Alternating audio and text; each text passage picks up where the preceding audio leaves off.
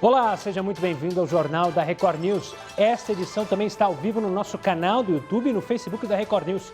Vamos aos destaques desta segunda-feira. Imunidade ao coronavírus dura poucos meses. Conclusão é de um novo estudo inglês. Pesquisadores afirmam que o vírus pode ser detectado novamente como um resfriado. Mães e crianças em risco. Falta de pré-natal e vacinas podem provocar milhares de mortes durante a pandemia. Cientistas estudam resistência dos superidosos à Covid-19. A genética pode explicar por que alguns idosos tiveram formas leves ou não desenvolveram sintomas da doença. Pesquisa brasileira pode abrir caminho para a cura do HIV. O paciente está sem carga viral há mais de 2 anos. Ele foi tratado com um novo coquetel. E nós vamos conversar com o coordenador desse estudo.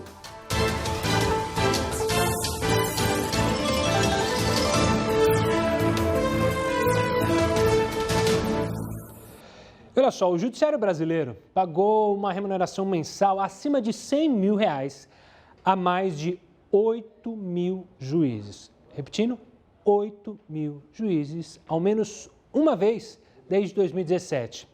De 2017 até abril deste ano, 55% do salário a juízes extrapolaram o teto constitucional no setor público, que é de R$ 39.300 por mês. Neste mesmo período, foram feitos mais de 13 mil pagamentos, além dos 100 mil. Isso porque houve casos de magistrados que receberam esse montante em mais de uma ocasião. De acordo com um levantamento, vencimentos acima de R$ 200 mil foram pagos 565 vezes a 507 juízes. Vamos falar com o Heródoto Barbeiro, que vai falar sobre esquemas de fraudes na saúde. Já são investigados em pelo menos 18 estados. O Heródoto vai trazer mais informações aqui para a gente, os casos mais conhecidos lá no Rio de Janeiro, também no Amazonas. O Heródoto vai detalhar um pouco aqui para a gente. Olá, Heródoto. Uma coisinha em relação aí aos juízes, a cada 5 anos o pessoal tem 3 meses de férias.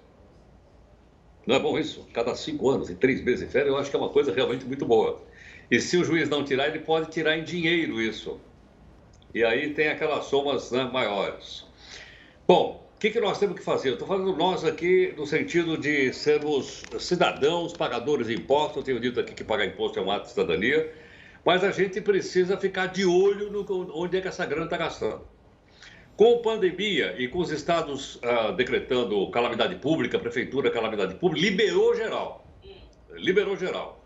Então, um monte daqueles chacais que estão ali de volta esperando abriu a oportunidade. Nós temos aqui uns números que foram coletados pelo Ministério Público para mostrar para o pessoal aqui, para a gente ficar de olho nele. Olha lá, pra você ter uma ideia, nesse período de pandemia, tem mais ou menos contrato no valor de R$1,5 bilhão de reais, é do nosso bolso, e agora estão sob suspeita. Estão sendo investigados pelo Ministério Público, Controladoria Geral da União e outras coisas mais que devem cuidar da nossa grana. Além dessas fraudes, temos então aqui uma outra informação importante para você saber em relação a onde nosso dinheiro está se gastando. Empresas investigadas em pelo menos 18 estados da federação. Mas pera um pouquinho. Mas quantos estados nós somos? 26 estados e o Distrito Federal. Então, em 27, 18 estão sendo investigados pelo Ministério Público Federal. É muita coisa, realmente é muita coisa em função, então, desse abrir as porteiras, como se diz por aí. Outro dado importante para você que paga imposto no nosso país, ficar de olho. Olha lá, são 20 operações realizadas pela Polícia Federal, pelo Ministério Público Federal e pela Controladoria Geral da União, que eu citei agora há pouquinho. E olha só, tem pelo menos 3 investigações, 3 operações por semana desde abril. Não para. E nós esperamos que não pare mesmo. E que as coisas sejam colocadas de forma transparente para a gente saber para onde está indo o nosso dinheiro, nossos impostos. Para completar, então, informações, além dessas fraudes, temos mais uma informação. Qual é? Veja o que aconteceu. 250 mandados de busca e apreensão foram cumpridos. 2,5 milhões de reais apreendidos em dinheiro vivo. Então, esses são números, né, paralelos à pandemia. A gente geralmente fala em morte, fala em pessoa recuperada, A gente vai falar a respeito de farmácia, de testes que estão sendo vendidos. Ou seja, a gente é obrigado a parar de falar de doença para falar alguma coisa que está paralela a essa doença. É a outra doença. Qual é? É a corrupção e a suspeita que pesa aí sobre determinadas autoridades. Tudo bem? Bom, eu espero que com isso, né, todo mundo fique atento, porque, como eu disse mais uma vez, o que está em jogo é o dinheiro que nós pagamos na forma de impostos. E nós queremos que esse dinheiro seja aplicado de maneira honesta. Quem é que não quer isso, né, Gustavo? Exatamente, né, Heraldo? Como você bem disse, ela corre paralela ao vírus. A gente pode dizer até que é um vírus dentro do nosso estado, ou seja, a corrupção se tornou um vírus que, diferente do coronavírus que se esconde nas células, aqui é escancarado. Não tem vergonha alguma a corrupção que atinge vários estados e também vários governos. O Heroto volta aqui conosco ainda nessa edição para falar e trazer outros assuntos. Vamos falar de outro governo, o governo britânico. Olha só a ideia que eles tiveram. Eles vão pagar metade da conta, vão meiar as refeições feitas em restaurantes de todo o país. Essa é uma forma de tentar estimular os consumidores e, claro, a economia. Esse projeto, que é bilionário de resgate, prevê que o governo pague até 10 libras, o que em reais dá mais ou menos R$ 67, isso em refeições feitas de segunda a quarta-feira, durante todo o mês de agosto, sem incluir, obviamente, as bebidas alcoólicas. De acordo com o ministro de Finanças do Reino Unido, essa medida pode proteger até 1.800.000 pessoas que trabalham no setor de restaurantes. E a nossa pergunta hoje para você participar dentro do nosso WhatsApp e também nas nossas lives é sobre isso. Na sua opinião, algo do tipo também deveria ser feito para recuperar esse setor, a economia, os restaurantes aqui no Brasil que estão sofrendo demasiadamente? Manda sua resposta para a gente. O WhatsApp está aí na tela, 942-128-782. Você pode participar também lá no Facebook, na nossa live. Muita gente já mandando resposta. Não esquece de mandar a sua cidade e também pelo Twitter, #JRNews. Voltando aqui para o Brasil, um assunto bem legal. Uma pesquisa brasileira mostrou resultados positivos e pode abrir o caminho, veja só, para a cura do HIV. O estudo foi coordenado pelo infectologista Ricardo Dias e é ele com quem a gente conversa agora. Doutor, obrigado pela participação. Uma honra conversar com o senhor aqui. Eu queria que o senhor explicasse primeiro, a gente já mostrou aqui em jornais, no passado, né, caso de dois casos de, entre aspas, eu vou usar entre aspas, a cura, né, o paciente em Berlim, lá em 2011, e um paciente também em 2020, que também alcançaram essa cura. Qual é a diferença desses dois casos para o caso comandado pelo senhor, para o caso do paciente brasileiro? Primeira coisa, boa noite, obrigado pelo convite. Pode tirar as aspas do paciente de Berlim e de Londres, né? Porque definitivamente a gente tem evidências que eles estejam curados, realmente. A maior evidência está no fato de que esses pacientes que receberam o transplante de medula, eles não só não apresentam sinais de que o vírus esteja lá, porque a gente pode procurar em biópsias, no sangue, mas também eles vêm perdendo progressivamente a resposta que o corpo deles tem ao vírus, que é a imunidade, né? Uhum. Mais ou menos assim, na hora que você adquire o HIV, você produz anticorpos. E é através desses anticorpos que a gente detecta se o vírus está ali. Eles estão perdendo, por exemplo, esses anticorpos e a imunidade da célula. O nosso paciente, ele tem até o momento o mesmo comportamento, só que o tempo ainda precisa passar um pouco mais. A gente precisa ter um período de tempo mais prolongado para saber o que está acontecendo com ele. Mas esse paciente, ele foi tratado num estudo, num projeto nosso de pesquisa, com alguns medicamentos que tinham como função aumentar a atividade do coquetel, deixar o coquetel mais forte. 2 medicamentos tinham a função de acordar o vírus. Olha que interessante, na hora que a gente acorda o vírus que está quietinho no corpo, o medicamento mata esse vírus e a célula que tinha esse vírus morre. É o que a gente quer, fazer com que essa célula acorde e esse vírus acorde. E um dos medicamentos também tem a função de melhorar a imunidade, as defesas, a vigilância contra o vírus. E na hora que a gente usou essa estratégia nesse paciente, e ele acabou tomando durante o estudo 6 medicamentos, 5 eram do coquetel, um dos medicamentos do coquetel também acorda o vírus, ele começou a mostrar evidências de que o vírus não está mais ali. A gente não consegue achar mais o vírus na célula, e aí na hora que a gente interrompeu o tratamento, o vírus não voltou, né? Só tem essa forma da gente saber se a coisa está dando certo em termos de projetos para saber se o vírus foi embora, interrompendo o tratamento, esperando ele voltar. E o vírus não voltou até agora, mas o mais impressionante do nosso paciente é que a quantidade de anticorpos vem diminuindo. Ela vinha diminuindo durante o estudo e agora, depois que a gente interrompeu, continua diminuindo. E a gente fez um teste para ver a imunidade celular e ele também não tem evidências de que tem essa imunidade celular. Então, ele parece se comportar de uma forma muito semelhante aos pacientes que foram curados. A gente não sabe se ele está curado ainda, claro, a gente tem que esperar um pouco mais. Mas ele só foi tratado com medicamentos e não precisou fazer o transplante de medula como os outros que estão definitivamente curados. Doutor, eu acho que, claro, que quem é leigo como eu se empolga ao ouvir isso. E vocês, cientistas, vão mais com a razão. Quanto que a gente precisa esperar? Existe alguma métrica para dizer, olha, eu vou esperar tantos anos para poder dizer, enfim, para poder tirar as aspas da cura, como o senhor fez com os 2 casos estrangeiros, digamos assim? A gente tem que esperar não só esse período de tempo, que normalmente é 2 anos, se a gente for pensar, não está muito longe disso daí, mas a gente tem que esperar também que, por exemplo, esses anticorpos fiquem mais baixinhos ainda. Aí eles estão diminuindo muito na quantidade e eles têm que mudar na qualidade também. A gente tem que ver que alguns anticorpos mais, a gente chama de específicos para o HIV, estão sumindo. Isso não aconteceu ainda e a gente está esperando um pouco mais, né? Infelizmente, ainda, né, a gente não tem um exame que fosse assim como um raio-x do corpo do paciente para falar, olha, aqui não tem mais vírus nenhum. E que a gente olhasse o corpo inteiro. Ou então tem um pouquinho de vírus nesse lugar. A gente não tem esse recurso ainda.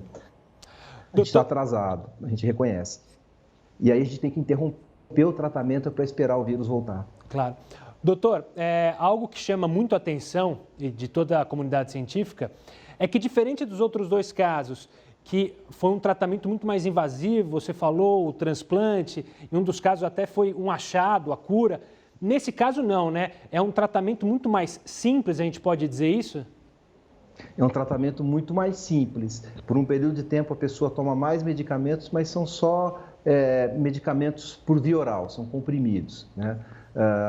Não existiu nada que fosse mais agressivo como um transplante de medula, que não está indicado para a gente fazer como uma alternativa para tentar curar quem tem o HIV, porque ele vem com muitos riscos, né? Então, esses pacientes que foram curados, casualmente com transplante de medula, eles receberam uma medula resistente, mas porque eles precisavam do transplante. Eles tinham algum câncer hematológico que precisava ter um transplante. Doutor, eu quero agradecer demais a sua participação, a explicação desse trabalho seu de vida e parabenizar mais uma vez a sua participação aqui conosco e a toda a sua equipe. Um forte abraço, doutor, e mais uma vez, pesquisa brasileira, ou seja, um trabalho brasileiro. Por mais que a gente começou o jornal falando sobre algo terrível que é a corrupção, casos como o doutor Ricardo fazem a gente ter esperança, porque o brasileiro sim pode sair desse momento complicado que a gente vive, também com a pandemia, com a corrupção, mas enfim, eu quero lembrar a você um alerta que também grupos de cientistas fizeram à Organização Mundial da Saúde sobre a transmissão aérea do coronavírus. Os pesquisadores conseguiram fazer com que a OMS reconhecesse essa possibilidade, que estava deixada de lado. Daqui a pouco a gente vai conversar com o único médico brasileiro convidado a assinar essa carta que serviu de alerta à OMS. É daqui a pouquinho aqui no JR News, não no Link News.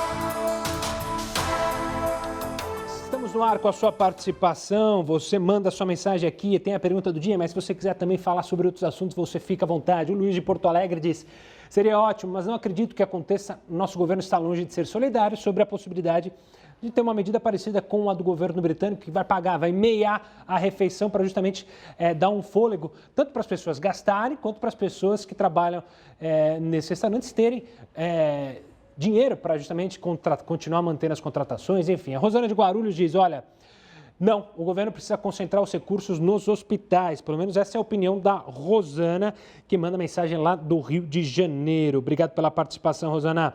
Agora a gente vai até... Continua no Rio, na verdade, com o Mário. Acho que o Brasil não tem grana para bancar um projeto desses. Essa é a opinião do Mário. Obrigado pela participação, Mário. José de Belém é uma boa mesmo. Todo e qualquer benefício para a população será bem recebido, mas faltam bons políticos. Essa é a visão do José, que é lá de Belém. Obrigado pela participação, José. Vamos até São José do Rio Pardo, interior aqui de São Paulo, com o Samuca. O Samuel, ele manda a mensagem a seguinte: o Brasil já está ajudando com o auxílio emergencial, infelizmente não tem caixa para bancar tudo isso, pelo menos é a análise do Samuel, que participa e manda mensagem. Faça como ele. Egeide de Caxias do Sul, acho que deveriam diminuir impostos sobre alimentação e medicação. Essa é a opinião do Egeide. Obrigado pela participação. Esse foi o último, certo? Isso, então agora vamos para o Face. Eu mando meu boa noite para o Carlos Antonieto, mandando um boa noite para toda a nossa equipe aqui. Desejando uma boa semana a todos. E aqui no interior de São Paulo a coisa piora dia a dia, voltamos à fase vermelha. Ele que fala do interior de São Paulo. Valeu, Carlos. Aninha Miranda mandando um forte abraço para todo mundo, para você também. O Rogério Vieira dos Santos manda um boa noite lá da Bahia, de Jabaquara. Valeu, Rogério. Aninha sempre falando lá de Natal. Ponte Rasa, na Zona Leste, é a mensagem do Marco Antônio, uma boa noite. O Edson Santos mandando uma boa noite também para a gente. Valeu, Edson. Natal, também mensagem do Ronaldo Feijó. O Alex compartilha a nossa opinião, né? A corrupção é um câncer do nosso país. Ele que é de Bebedouro, interior de São Paulo. O Ivânio Mena participando de Maceió. Nossa querida Alagoas, estado maravilhoso, com uma beleza natural incrível. Lucilena, mandando uma boa noite, assim como o Alexandre Ramires e a Lisete. Ela desejando uma ótima semana, paz e, imagina, faltou bem, um bem-estar social a todos nós. Lisete, obrigado pela participação. O Emanuel Gomes manda aqui, já chegou de Santa Rita, na Paraíba, diz boa noite, acho difícil o governo fornecer esse tipo de ajuda, dinheiro até não falta, o problema é que grande parte vai pelo ralo da corrupção, bem lembrado. O Emanuel sempre vem com uma análises inteligentes, olhando todos os pontos, mandou muito bem. Adilson Barelli participa, quanto tempo a gente tem? Adilson Barelli participando, a Toninha chegou, boa Toninha. Sinésio Noberto participando da gente, dizendo que é um ótimo jornal, vocês que fazem jornal. 40 segundos, ainda tem tempo de mandar um abraço para Silvia Regina Costa Lima. Ela disse, imagina se o Brasil pudesse se comparar com a Inglaterra e as filas que fariam para isso, mas quem sabe uma outra iniciativa menos onerosa. É a opinião da Silvia. Um forte abraço, em 15 segundos a gente está de volta na tela da sua TV, mas daqui a pouco eu volto para conversar mais com vocês.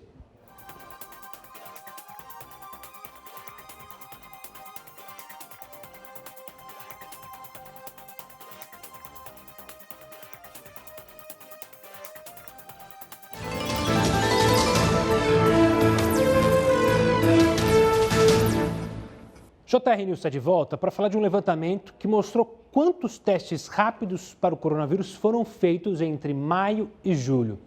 Heroto vai contar para a gente. Heroto, conta aqui para a gente, esse número é surpreendente? Não é? Traz ele para a gente. Olha, o número é surpreendente sim, mas eu queria lembrar uma coisa também, Gustavo, que é o seguinte, a gente tem dito aí que ao lado da pesquisa científica, essa pesquisa científica custa dinheiro. E, logicamente, que laboratórios, farmácias, etc., são iniciativas privadas hoje no mundo. E, consequentemente, o cidadão, quando coloca a grana num laboratório, numa pesquisa, ele quer a grana de volta. Ou seja, ele quer o rendimento do capital aplicado. Então, de um lado tem a ciência, mas a ciência está diretamente ligada à questão de ordem econômica. Eu tenho aqui alguns dados curiosos, que é o seguinte. Olha, se você for hoje numa farmácia aqui no Brasil, uma boa parte delas, centenas de farmácias no Brasil, milhares de farmácias, ela já tem um teste rápido. O que é um teste rápido? Eu vou lá, tiro uma gotinha de sangue na farmácia, 10 minutos depois eles me dão o resultado. Só que para eu fazer esse teste, a farmácia diz o seguinte, tem que ser só depois do 7º ou 8º dia, se eu tiver algum sintoma.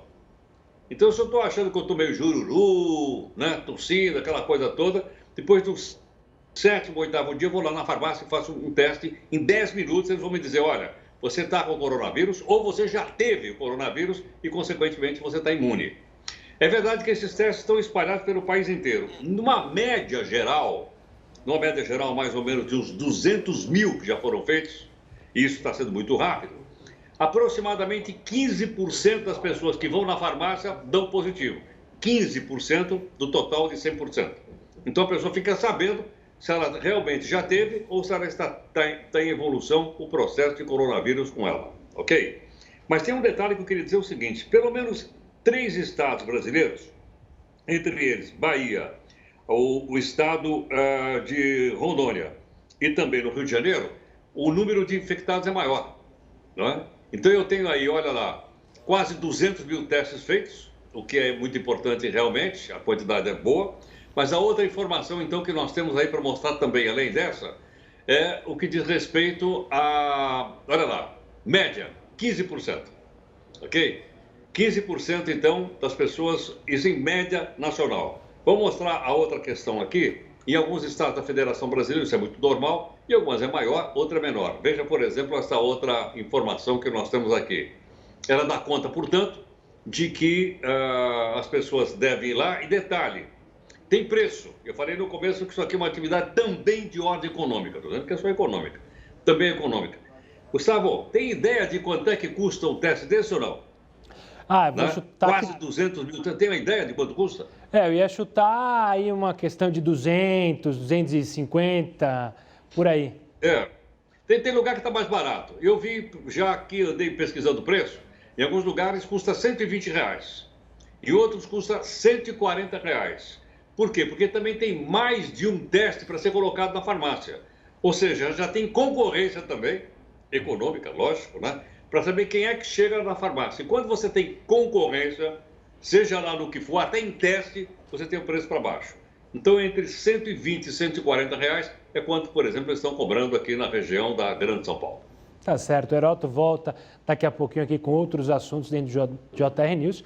Mas como você viu, o Heródoto mostrou, né, um valor astronômico para a maior parte da população, que, óbvio, esse teste nunca vai ter acesso. São R$140. Não dá para imaginar que as pessoas possam gastar esse dinheiro ainda mais num momento como esse. Saindo um pouco do Brasil, indo até a Bolívia, o ministro da Educação boliviano anunciou que nenhum estudante será reprovado este ano devido à pandemia.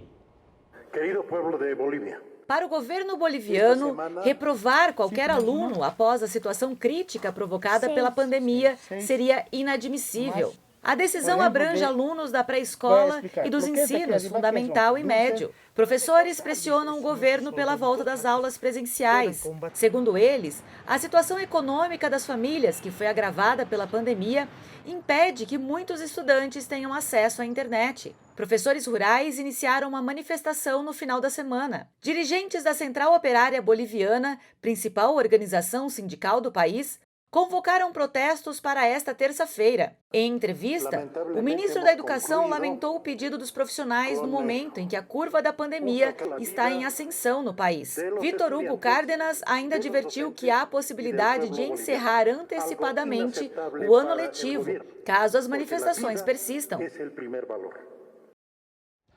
239 cientistas em todo o mundo enviaram à OMS uma carta que alerta que o coronavírus pode ser transmitido pelo ar. Para falar sobre esse assunto, está aqui com a gente o único brasileiro convidado a assinar a carta, que é Paulo Saldiva, patologista e professor da Faculdade de Medicina da USP. Professor, obrigado pela participação aqui conosco no Jornal da Record News. Eu queria que o senhor falasse da importância dessa carta assinada por outros nomes importantes da ciência e também explicasse um pouquinho, porque a gente fala, ele pode estar no ar, pode ser passado pelo ar, mas praticamente, didaticamente, o que significa isso que vocês apontam na carta? Bom, primeiramente eu quero agradecer muito a oportunidade de estar aqui falando com vocês. O que essa carta fala é que Muita coisa que acontece no ambiente hospitalar, por exemplo, a transmissão por aerossol fino, quer dizer, aquelas gotículas que a gente tosse ou espirra, elas têm algumas grandes que de fato não ficam muito tempo no ar e não voam para muito longe. Mas como o vírus é muito pequeno, ele pode, nas partículas muito finas, por exemplo, menor do que 5 milésimos de milímetro, ficar em muito tempo em suspensão. E os profissionais de saúde estão preparados para isso, eles usam um equipamento especial de proteção. Mas aqueles trabalhadores que estão em ambientes fechados ou no comércio, talvez tenham que nunca descuidar da proteção individual enquanto o vírus ainda estiver circulando entre nós. Então, vamos pegar, por exemplo, uma partícula fina, ela pode ficar em suspensão no ar durante 2 ou 3 horas. Então, imagina uma situação hipotética, né? Uma pessoa chega em casa, entra no elevador, mora num prédio, não tem ninguém lá dentro, ela tira a máscara. Mas pode ser que se alguém tiver com o vírus, carregando o vírus, tiver tossido ou espirrado, ela pode encontrar uma quantidade de vírus ainda em suspensão, porque as partículas ficam muito tempo no ar. Então, o que a gente está sugerindo é que medidas como a renovação do ar interior, a abertura de janelas, no transporte coletivo, a abertura de janelas, principalmente ônibus, e exaustores podem ser tão eficientes ou mais do que, por exemplo, aquelas medidas de você colocar um spray de desinfetante no momento que você entra no comércio fechado. Então, esse é a contribuição que nós colocamos. Isso foi, então, a gente simplesmente não fez nada de novo, simplesmente colocou num papel as evidências existentes já na literatura da presença dos vírus nesse tipo de gotícula que fica muito tempo no ar. Apresentamos com uma carta numa revista científica e a imprensa, ao repercutir esses dados, fez com que a Organização Mundial de Saúde levasse em consideração essa possibilidade que estava sendo meio, digamos assim, não informada à população. Ou seja, professor, pelo que eu entendi, e aqui é muito mais um alerta para as pessoas de casa, para terem a consciência, mas além da máscara, ou seja, além do distanciamento social que a gente já incentiva as pessoas, é importante então ressaltar principalmente aquelas pessoas que vivem em locais, que trabalham ou que convivem diariamente em locais fechados, para manter ao máximo a circulação de ar, né? É isso? Quais outras dicas, justamente para as pessoas terem noção? Porque o mais importante agora é a informação de qualidade. Pois é, então, primeira coisa é não ter pânico. Quer dizer, as pessoas não precisam fechar as janelas das suas casas, porque o vírus não vai entrar pelo ar. Quando ele está no meio livre, num ambiente aberto, a chance de você pegar um Covid-19 sem contato próximo de uma pessoa infectada é muito baixo. No entanto, em ambiente fechado, você pode ter uma concentração de partículas infectantes suficiente para causar doença. Isso foi muito bem documentado em todos os ambientes de saúde. E no momento que você tem uma abertura da economia, era bom avisar de que mesmo que você chegue num lugar que não tenha muita gente, pode existir digamos, uma concentração suficiente de vírus no aerossol fino, naquelas partículas muito finas que a gente não enxerga. Eu vou fazer uma comparação muito grosseira, mas quando alguém na sua casa está fazendo, por exemplo, uma comida gostosa, mesmo que você esteja longe da cozinha, você sente o cheiro. Isso é feito pela transmissão de partículas no ar. E você não as enxerga, mas elas estão presentes. Por isso que, da mesma forma como você vê, você sente esse odor, essas partículas invisíveis podem, pelo tamanho do vírus ser muito pequeno, podem ser carregadas no ar e permanecer por muito tempo. É por isso que toda boa cozinha tem um exaustor.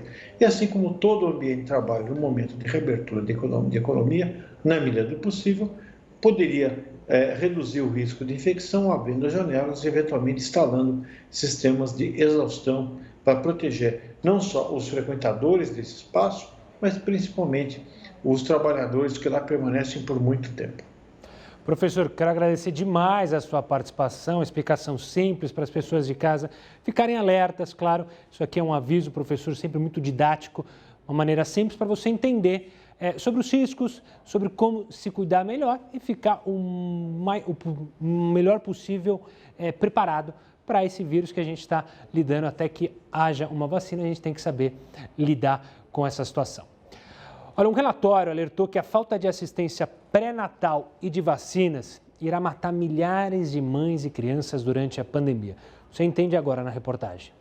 O coronavírus vai causar grandes impactos na saúde de mulheres e crianças, de acordo com um relatório publicado pelo Painel Independente das Nações Unidas. Os sistemas de saúde do mundo todo estão enfrentando grandes dificuldades e a atenção às mães, recém-nascidos, crianças e adolescentes estão ficando bastante comprometidas, já que grande parte das campanhas de imunização estão sendo interrompidas e os profissionais de saúde desviados das maternidades para as unidades de tratamento da Covid-19. Só em 2017, 295 mil mulheres morreram em todo o mundo por causas ligadas à gravidez, como hemorragia e sepse. E segundo a pesquisa, os efeitos do coronavírus podem provocar mais 24.400 novas mortes devido às interrupções e problemas nos serviços de saúde.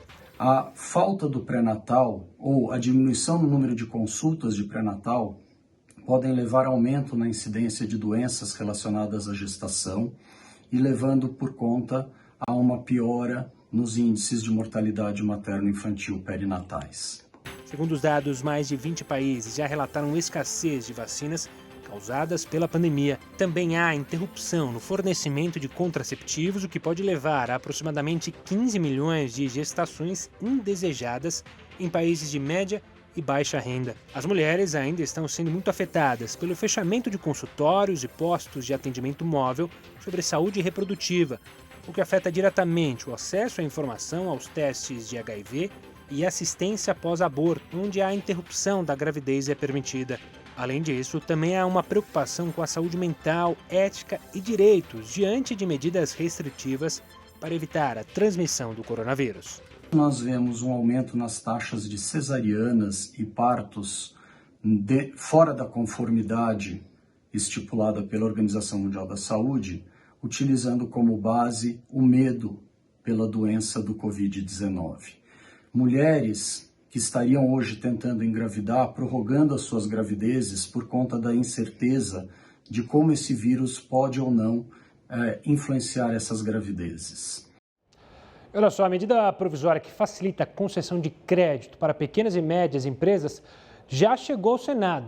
Já demorou um pouco demais, hein? Mas entre os pontos previstos está a possibilidade dos empresários receberem empréstimos por meio das maquininhas de cartão, essas aí que você está vendo. Já o Heródoto explica como vai funcionar esta medida. Agora eu te espero lá nas nossas redes sociais para mais a sua participação dentro do JR News.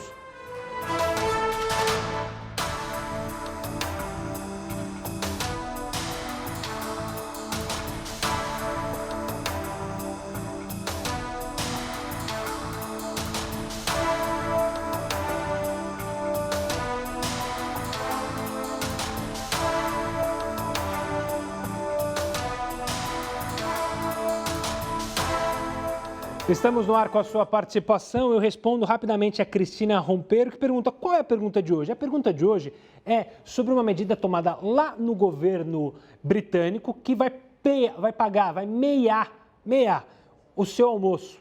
Quer dizer, o almoço deles. Paga metade, que é até no máximo 10 libras, pouco mais de R$67. Então, ele paga metade, você paga outra metade, uma forma de manter aquecido, principalmente bares e restaurantes. Mas não vale para bebida alcoólica, tá? E a gente queria saber se você concorda que o governo também poderia fazer uma medida como essa, se a gente tem capacidade para fazer isso aqui no Brasil, se deveria, enfim. O Sérgio de Campinas diz, deveriam sim pensar em alguma forma de estímulo para essa área. Recuperação com certeza será demorada. Essa é a opinião do nosso querido Sérgio de Campinas. Valeu, Sérgio. Forte abraço. O José do Rio de Janeiro poderia sim, mas aqui no Brasil faltaria dinheiro, vontade política e honestidade de ambas as partes. Obrigado pela participação, José. Antônio, de Getúlio Vargas, no Rio Grande do Sul. Não, isso iria quebrar o país. Obrigado pela participação, Antônio. Antônio mais cético sobre uma ajuda como essa. O Claude, de Fortaleza, diz, Acho que temos que copiar as coisas boas e seria ótimo se o governo brasileiro estudasse medida. Vamos agora para a participação do Robson, que participa aqui conosco. Isso não deve ser feito no Brasil, pois teremos muitos casos de fraude, sem contar que o nosso país tem uma população muito grande. Obrigado pela participação. Com o Gilmar agora de São Gabriel da Palha, diz: acho que isso vai depender muito dos recursos disponíveis no país. Obrigado pela participação do Gilmar. Vou pegar uma água aqui com o Bizão. Pô, nem precisa abrir, Bizão. Eita, vamos lá para o Facebook, então? Enquanto isso, eu abro minha aguinha aqui, sem fazer a propaganda. Não fiz, fica tranquilo, o Bizão fica preocupado. O Bizão, qualquer dia tem que mostrar o Bizão. Vamos olhar aqui a participação do pessoal do Face, começando pela Ivânia. Falando da renovação do ar é fundamental no nosso dia a dia. O doutor Paulo... Cadê o Bi? Ah lá o Bi. O Bi, ele fica nervoso, ele fica assustado. Cadê?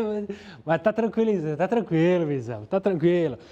A Ivânia, voltando aqui para a participação, diz assim, a renovação do ar é fundamental no nosso dia a dia. O doutor Paulo explicou de forma simples como pode contrair o coronavírus pelo ar. Amor. O doutor Paulo Saldiva eu sou fã. Então, a explicação simples, e é por isso que no inverno a gente tem muito mais doença. Não é porque o vírus gosta do frio, mas porque a gente prende o ar. Então, o ônibus está fechado, a gente fica em ambiente fechado, não deixa circular, porque está frio, então não abre a janela. Fecha, o ar não circula e aí tem as doenças respiratórias. A Cristina diz, olha, acho que desse jeito aqui não funciona, o povo se aproveita de tudo, já basta de tanto auxílio, é bolsa de tudo aqui, o povo se acomoda e não vai trabalhar. Olha, Cristina, entendo o seu ponto, mas eu também acho que o problema de muitas ajuda governamental é que muita gente se aproveita, não aqueles que precisam de fato, aqueles que não precisam, e normalmente não é o povo, mas sim, como o nosso telespectador mandou mais cedo, é o canal da corrupção, que acaba impossibilitando medidas como essa. Quanto tempo a gente tem ainda? 20 segundos. Eu quero dar um grande abraço para Maria de Fátima, para o Roberto, para a Toninha, para todo mundo que participou, para o Urbano também. Em 10 segundos a gente está de volta.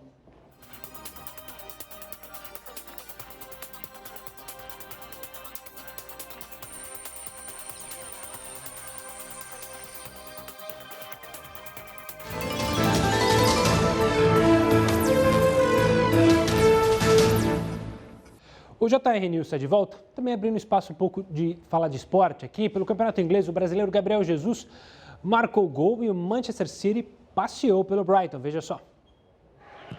O Manchester City não teve dificuldades para passar pelo Brighton. Sterling abriu o placar chutando de fora da área. Após a cobrança do escanteio, Gabriel Jesus fez o segundo gol da partida. Aproveitando o cruzamento de Mahrez, Sterling fez mais um. Gabriel Jesus disputou a bola, que sobrou para Bernardo Silva fazer o quarto. E Sterling fez o quinto em uma jogada meio confusa. Ele tentou dar um chapéu, acabou caindo no lance e conseguiu cabecear enquanto ainda estava no chão. Watford venceu o Newcastle, que até saiu na frente com esse gol de Gale, que já estava quase dentro do gol. Mas com duas penalidades a seu favor, cobradas por Diney, o Watford conseguiu a virada e tenta se afastar da zona do rebaixamento dessa temporada. Antônio foi o nome do jogo na vitória de West Ham sobre Norwich. Ele simplesmente fez os 4 gols da partida. O primeiro foi com esse chute dentro da pequena área. Na cobrança de falta, fez o segundo de cabeça. Para fazer o terceiro, teve que tentar 2 vezes para conseguir vencer o goleiro. E o quarto gol dele foi em outro cruzamento. O Sheffield recebeu o Chelsea e deu outro passo rumo à classificação para a Champions League. McGoldrick abriu o placar, aproveitando o rebote dentro da pequena área. Em jogada pela esquerda, a bola chegou até McBurnie, que cabeceou firme para fazer o segundo. O Chelsea perdeu a bola no seu campo de ataque. McGoldrick organizou o contra-ataque e a bola acabou voltando para ele mesmo fazer o segundo gol no jogo e o terceiro da vitória de Sheffield. O campeão antecipado, Liverpool, só empatou na rodada. O brasileiro Fabinho fez esse cruzamento perfeito para Robertson abrir o placar da partida de cabeça. E Jay Rodrigues empatou para o Burnley nesse belo chute. O Liverpool perdeu 100% de aproveitamento em casa. A última vez que não tinha vencido em seu estádio foi em janeiro de 2019. O Tottenham venceu o Arsenal de virada neste domingo e ultrapassou os rivais na tabela. Aos 16 minutos, Lacazette marcou um golaço para os visitantes. Aos 19, Son aproveitou o deslize da defesa para dar essa cavadinha e deixar tudo igual no placar. Já no segundo tempo, o zagueiro Alderweireld marcou de cabeça, consagrando a vitória do Tottenham. Olha só, a Câmara aprovou uma medida provisória que cria um programa emergencial de crédito para ajudar pequenas e médias empresas durante a crise causada pelo coronavírus. Agora, o texto segue para o Senado. Heroto, explica para a gente esse projeto, como é que vai funcionar, a maquininha está envolvida, explica para a gente. Olha, Gustavo, é uma boa notícia essa para os pequenos empresários do país. Eu falo, não só pequeno, estou falando de microempresário e também eu estou falando de microempreendedor, aquela pessoa que trabalha sozinha. Por que razão? Porque depois dessa pandemia, todo mundo está precisando de crédito. E o governo, então, está dizendo, olha, vai ter crédito para micro, pequeno e médio empresário. Muito bem. Tem grana? Tem grana. A grana vai estar sendo levada do governo federal para ser distribuída. Aí você diz, espera um pouquinho. Para você conseguir um empréstimo desse, é uma dor de cabeça desgramada. Você tem que ir lá no banco, é aquele monte de papel. Não, não é assim que vai funcionar. Ele vai funcionar nessa maquininha que nós estamos mostrando aí. Ou seja, é através dessa maquininha que a pessoa que estiver inscrita vai poder pedir o dinheiro emprestado para poder investir no seu negócio, ok? Então vamos ver o passo a passo para você acompanhar o que o Congresso vai decidir essa semana. E se você quer um pequeno, microempresário, microempreendedor, você poder pegar essa grana aí para sair do sufoco. Vamos lá. Então vale para micro e pequenos empresários, ok? Pessoal, portanto, que está situado nessa área, eles podem pegar essa grana via maquininha de cartão de crédito, ok? Muito bem. Outro passo importante é o seguinte, pequenas e médias também podem? Também. Pequenas e médias também vão poder pegar essa grana lá.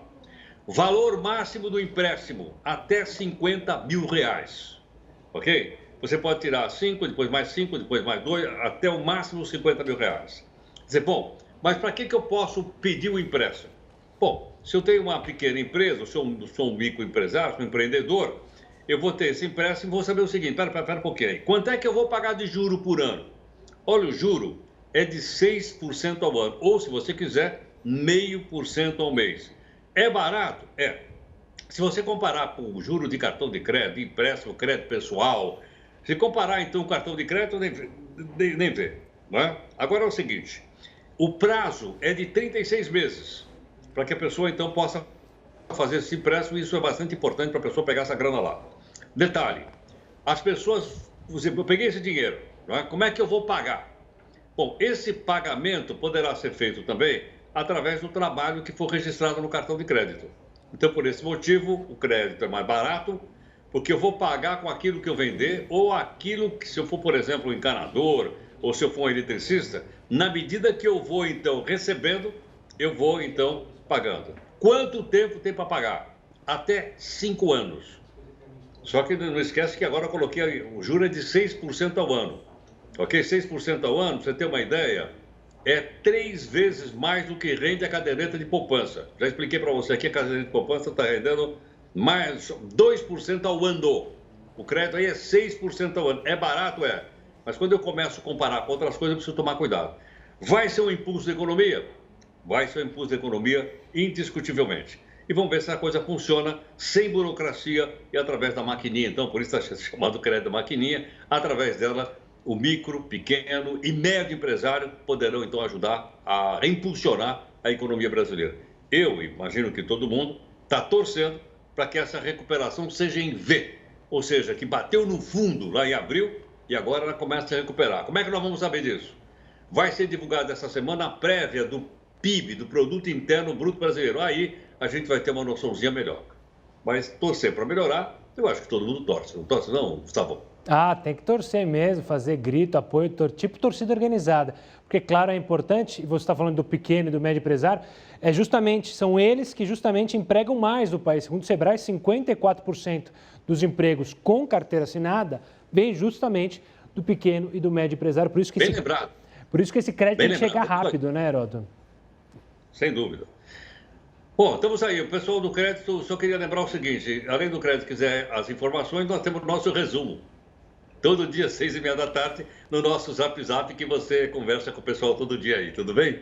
Combinado. Manda mensagem para o WhatsApp para você receber, porque só quem manda que recebe. A gente não sai mandando para todo mundo, então você pediu, você se inscreve lá, a gente manda esse resumo com o Heródoto. Heródoto, obrigado. Amanhã a gente se encontra aqui no JR News, nesse mesmo horário, nesta mesma emissora e nesta mesma rede social. Valeu, Heródoto. Até mais, obrigado. Agora, a minha fala é com você aí. Você já se imaginou dirigindo na Lua, aí, ó, um carrinho motorizado na Lua? Pois é, graças à inteligência artificial isso ficou mais fácil. Daqui a pouco, o Jornal da Record News te explica e te mostra imagens que de tão tecnológicas fazem com que a gente se sinta na superfície lunar. Eu te espero em mais uma live lá nas nossas redes sociais.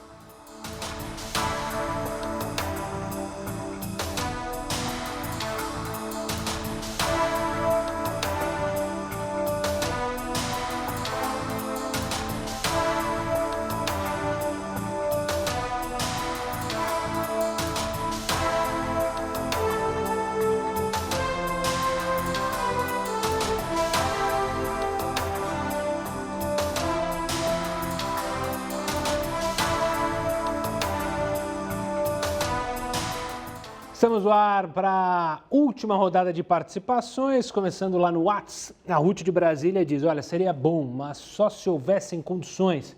Depois de tantos gastos e roubos estaduais em todo o país, fica difícil, né? Municipais também, né? Não dá para colocar só a culpa nos governadores. Mauro de São Paulo, na atual conjuntura, tudo que o governo fizer para ajudar na economia será muito bem-vindo, pois a pandemia afetou a todos. Obrigado pela participação, Mauro. Alberto de Manaus diz, seria excelente, mas creio que isso não é uma prioridade do governo. Existem outras coisas muito mais críticas. O que não faltam são coisas críticas. É setor aéreo, setor de serviços, setor dos bares e restaurantes, setor de turismo, né?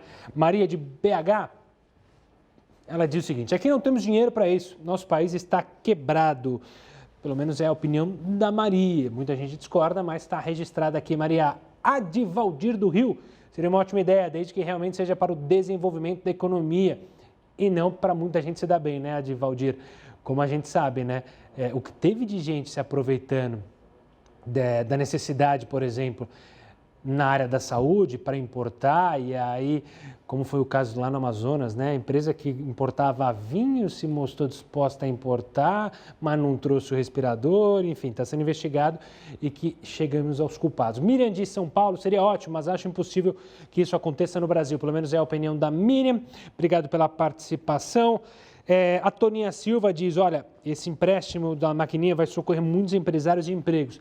A gente torce para isso, torce para que ele seja aprovado rápido, porque ainda está no Senado, e aí se tem modificação no teu Senado, volta para a Câmara para, então, seguir a sanção presidencial, e aí o presidente tem que ser ágil para sancionar, porque só quando ele sanciona começa a valer. Mas é importante que esse crédito chegue logo, que chegue rápido à linha de quem precisa, né? A gente teve outros casos de crédito para manter emprego, que, por exemplo, não chegou à ponta final, porque os bancos pedem contrapartidas que normalmente o pequeno empresário não tem como disponibilizar, não tem uma casa para colocar ou só tem a casa dele, então fica muito difícil. O que os bancos pedem não tem como o pequeno empresário suprir. Rogério Vieira dos Santos também participando. É isso mesmo, Rogério, só falta os senadores aprovarem. Urbano Filho diz, olha, minha cabeça às vezes vive na Lua, mas o corpo não. Que bom, é gostoso viver com a cabeça na Lua, né? Às vezes põe cabeça para sonhar, enfim. O Du Carvalho deixando boa noite dele, lá de Jundiaí, interior de São Paulo. Um forte abraço a todos que participaram da nossa live. Amanhã eu estou de volta aqui, em 20 segundos a gente está de volta na tela da TV para o último bloco do Jornal da Record News.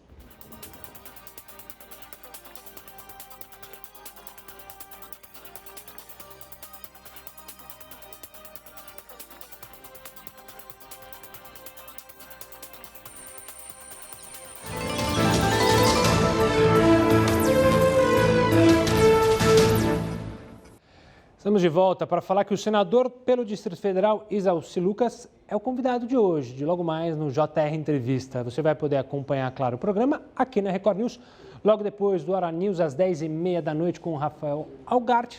Coladinho, então, a entrevista com o senador. Obviamente, você não pode perder para ficar sempre bem informado.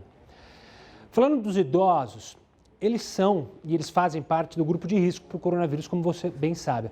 Só que, ultimamente, vimos que muitos deles são resistentes à doença. Por que será que isso acontece? É que um grupo de especialistas da USP está tentando descobrir. Veja na reportagem. Aos 97 anos de idade, Dona Sebastiana Ferrari conseguiu se recuperar do coronavírus. E esse não é um caso isolado. Dona Nair Torres Santos, de 101 anos, também venceu o vírus e teve alta de um hospital no Rio de Janeiro. Além delas, milhares de idosos conseguiram se curar do vírus. A pergunta que fica é: por que eles são tão resistentes? É o que uma equipe de pesquisadores da USP tenta descobrir. As mudanças que acontecem no sistema imunológico durante o processo de envelhecimento do corpo são a principal causa por trás do maior risco dos idosos terem uma infecção grave, especialmente quando eles já têm outros problemas de saúde. Na velhice, existe uma redução no número e na atividade das células que ajudam a combater vírus e bactérias. E é por isso que eles seriam mais sensíveis. Mas os superidosos, como vêm sendo chamados, parecem não sentir essa redução no organismo. Os cientistas da USP acreditam que o grupo de superidosos deve ter os genes protetores para a doença. Por isso, resolveram investigar dois grupos. De um lado, os pacientes idosos graves que morreram por causa do vírus. E de outro, os resistentes, nonagenários e centenários, que tiveram contato próximo com infectados e passaram ilesos ou tiveram formas muito leves do vírus. A ideia é conhecer como a genética de cada grupo se comporta, para depois identificar os indivíduos com genes de risco para a doença. A pesquisa vai ser importante até mesmo para priorizar lá na frente quem precisa ser vacinado primeiro. Olha só que interessante, imagens da missão espacial Apollo 16 dão uma ideia de como é dirigir na Lua. A última vez que os astronautas caminharam na Lua foi no longínquo dezembro de 1972, décadas antes da existência de câmeras de vídeo de alta definição. Só que agora, técnicas de inteligência artificial permitiram ampliar a resolução das imagens da NASA. E essas são imagens que você acompanha. E com elas, a gente se despede do Jornal da Record News de hoje. Acompanhe agora mais uma edição do Jornal da Record. Tenha uma ótima noite e até amanhã.